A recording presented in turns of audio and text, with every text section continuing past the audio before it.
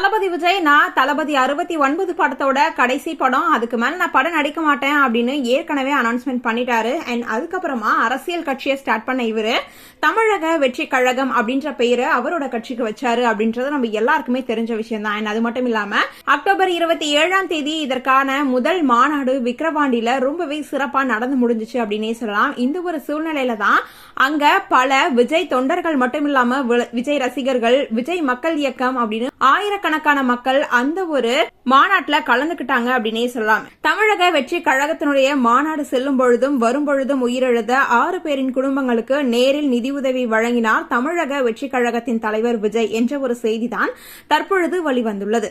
உயிரிழந்தவர்களின் குடும்ப சூழ்நிலை பொறுத்து குறைந்தபட்சம் 2 லட்சம் முதல் 5 லட்சம் வரை நிதியுதவி வழங்கப்பட்டதாகவும் தற்பொழுது ஒரு செய்தியானது வெளிவந்துள்ளது. நேற்று நாம் தமிழர் கட்சி சார்பா செங்கல்பட்டு அடுத்த மதுராந்தகம்ல மாவீரர் தினம் நடத்தப்பட்டுச்சு. அதுல விஜய் மாநாடு நடந்த மாதிரியே இருக்கணும் அப்படின்னு சொல்லிட்டு சீமான் நாம் தமிழர் கட்சி நிர்வாகிகளுக்கு அறிவுறுத்தி இருந்ததா ஒரு நியூஸும் வந்திருக்கு. அது மட்டும் இல்லாம விஜய் மாநாடு மாதிரியே ரேம்பாக் மேடையும் அமைக்கப்பட்டு இருந்துச்சு. நம்ம எல்லாருமே பார்த்திருப்போம்.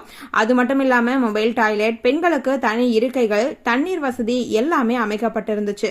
ஆனா கடந்த முறை வந்த மாதிரி கூட்டம் இந்த முறை வரல அப்படின்னு தான் சொல்லணும். இதுக்கு விஜய் அரசியலுக்கு வந்ததுதான் முக்கிய காரணம் அப்படின்னு சொல்லப்பட்டு இருக்கு. அது மட்டும் இல்லாம சீமான் தமிழக வெற்றி கழகத்தினுடைய தலைவரான தளபதி விஜய நாகரிகமற்ற வார்த்தைகளை ரொம்பவே தாக்கி பேசியிருக்கிறாரு அப்படின்றது நம்ம எல்லாருக்குமே தெரிஞ்ச ஒண்ணுதான். அதுவும் ஒரு முக்கிய காரணம் அப்படின்னு சொல்லப்பட்டு இருக்கு.